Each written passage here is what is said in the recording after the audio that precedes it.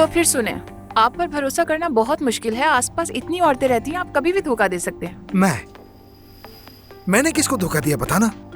पहले आयशा साहिबा, फिर उसके बाद मरियम साहिबा, और उसके बाद हेलन साहिबा, और फिर जब अच्छा वो यार बस करो, मुझे भी इन सबके नाम याद नहीं रखने, खुदा के लिए। मुझे भी इसीलिए याद है कि जब आप जवाब नहीं देते तो मुझे कॉल करती हैं। हद है, मैंने कभी सोचा नहीं था कि मेरे मुंह पे बैठ के तुम इस तरह की बातें करोगी। बहुत शुक्रिया तुम्हारा, अब उठो और जाके काम करो। तुम्हें उनके नाम कैसे याद है? बहुत शुक्रिया, बहुत।